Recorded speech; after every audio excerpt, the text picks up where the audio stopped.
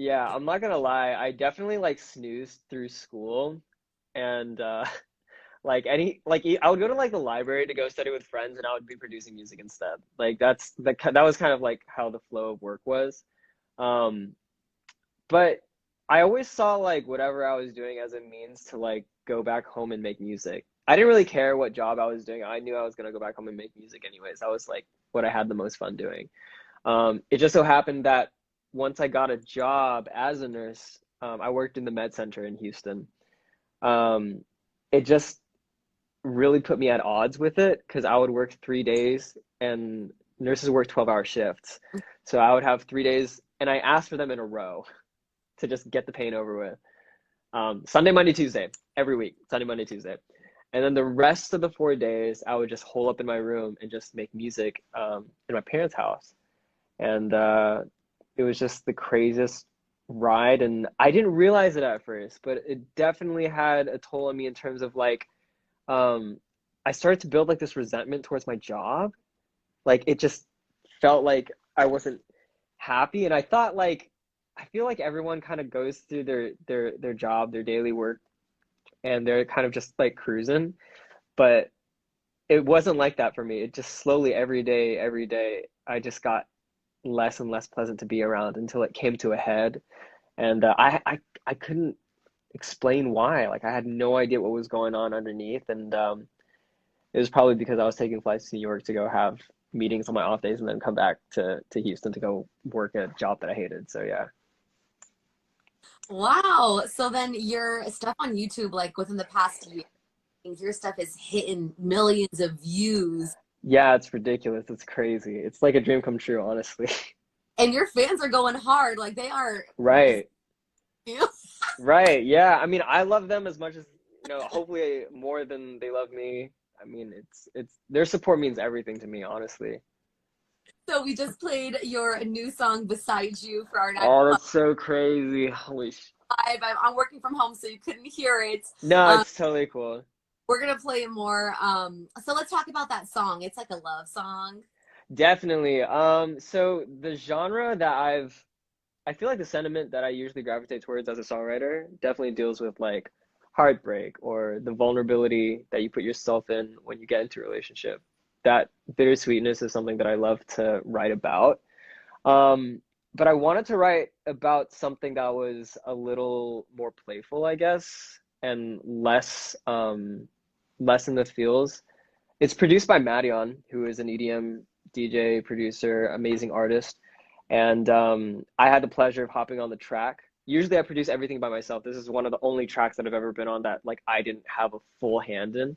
And because it just sounded so summery, it just lended itself to a more relaxed sort of vibe. So yeah, I love the track. I think it bounces really hard. So yeah. Oh my gosh, it is so fun. It's so lit. It's Thank already you. Thank you. number records. You're killing it. Yeah, it's been crazy. Now you said that Drake Bell was like your first inspiration. Right, yeah. We're about the same age. Who else did you like to listen to when you're like when you became obsessed with music? Right. Well, Drake Bell was a like definitely an introduction into I feel like contemporary music because I didn't really pay attention to the radio when I was younger. I wasn't really listening to that. My parents would put on NPR and I mean I enjoy NPR. Like I like the news. Um, but yeah, they didn't like put pop radio on and they didn't really always have music playing in the house. So that was my introduction to it and to the guitar. But I started taking songwriting really seriously when I started listening to John Mayer. So I am like I'm the biggest John Mayer fan in the world. Like you have no idea. I've seen all his interviews, listened to all of his music. I know all of his songs and lyrics and everything. He's a But player. what's up? He's a player.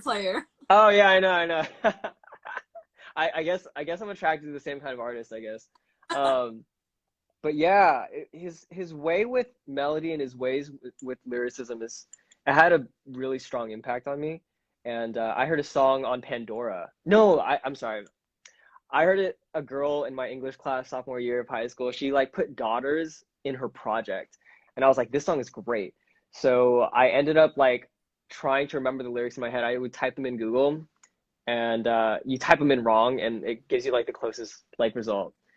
And it brought me to John Mayer Pandora, and the first song that played was a song called "Stop This Train," and it's a song about life and growing old and watching your parents grow old, and that song made me want to be a songwriter. And from then on, like I kind of just went through the rabbit hole of different acoustic artists. So like Jason Mraz was one, Ed Sheeran was one, but you know, after a little bit of time, I kind of outgrew the acoustic sort of sound. And I was like, how do you make a song that sounds like the ones that I hear on the radio? Like, what is it? And it's production. So I kind of went into learning how to produce after that.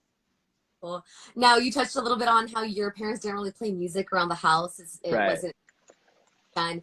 And I'm sure that like your culture is really about studying and getting those big jobs. So Oh how does yeah. music with the clash of your culture kind of, Right. yeah, how does that pan out now with what you're Yeah, so my parents are like completely Americanized, and they are definitely more lenient in terms of the tiger parenting sort of aspect. So they definitely let my brother and I kind of run around a little bit more. So we didn't necessarily have to be roped into the traditional sort of like engineering or doctor sort of roles. I mean, nursing was definitely in that area, but it's not like they forced me into anything. They definitely let me decide like where I wanted to go. But when I told them that I wanted to do music, they were like, absolutely not. They were they were definitely they definitely let me have my fun in high school, but when I was like I want to go and study it at Berkeley, they felt a different way about it, and I just had to make a decision really quick, so it didn't really matter. The tricky part came when things with Keshi started to ramp up a little bit, and I was taking those flights to New York, and I did find my now manager, who at the like, time was a random guy who emailed me on the internet. So my parents were, my mom especially was kind of distraught. She's like, "Who's trying to take you away from me and send you to New York and kidnap you and sell you?" Um, but yeah, the big fight came when I asked, or not asked, but told them that I was thinking about going part time, which is 3 days down to 2 days. And I just wanted a little bit more time to like focus on the music. And that was the biggest fight I think I've had with my dad. And he kind of took it as me not appreciating the opportunities that I had been given in the States. He and his family, you know, they worked so hard to give me um, the opportunity to do whatever I wanted to do. And funnily enough, the thing I wanted to do, the thing that I could succeed at, they did not want me to do. But that's fine. I digress. Um, but yeah, it was definitely something that we had to talk about and like clear the air. Um, and after we got through that, the moment where I wanted to quit, that was easy. I was just like, "Hey, I think it's time for me to go." And my mom was like, "Yeah, go do it. You can go." You know, and I was like, she got it at that point. So they're very proud now. They know that I've got it on lock now, so they're great.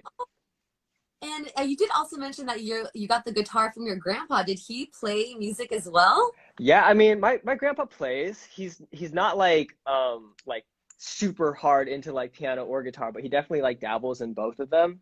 The funniest thing is that like he wants me to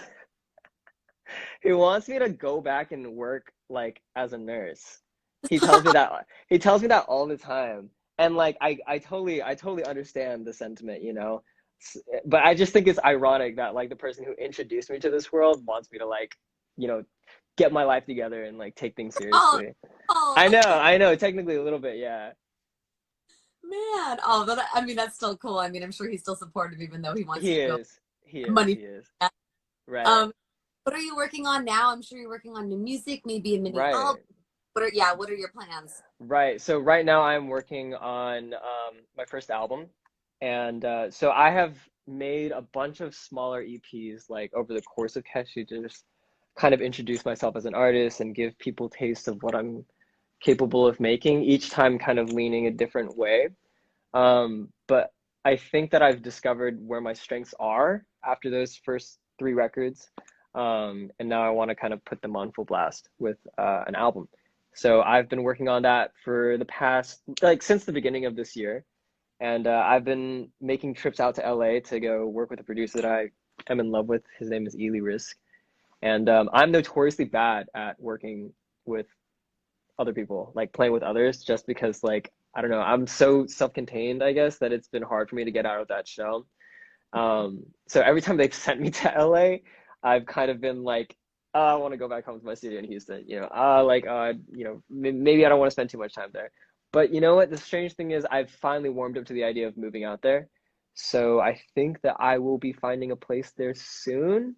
I Yeah. have to go, yeah, I have to go there a little bit more to go, see a realtor and everything. But yeah, I'll get it figured out.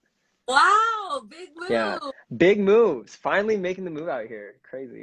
Yes. Wow, congrats. So you're working on your Thank album. you. You got your sound kind of figured out for the first one. You're already doing crazy numbers, so I'm sure the album's going to be so lit when it pops out. Thank you. I'm stoked for it. I'm stoked for you guys to hear it too. Yes, and I can't wait for things to open back up. So when you can make Hmm. your so we can have you in studio and everything. I would love to. I would love to. Well, Keshi, all your fans are going crazy. What do you have to say for your fans? To everyone who's in here, thank you guys so much for tuning in. Thank you guys for listening to Beside You. It means the world to me. I hope you guys are stoked for the album. It's coming along really great. So yeah. Yay! Well, thanks again so much for chatting, Keshi. Thanks You're you so much for having me. so awesome, and like I said, we cannot wait for the album. For sure. Great. Good night. All right, be safe. Talk to you later. Yeah.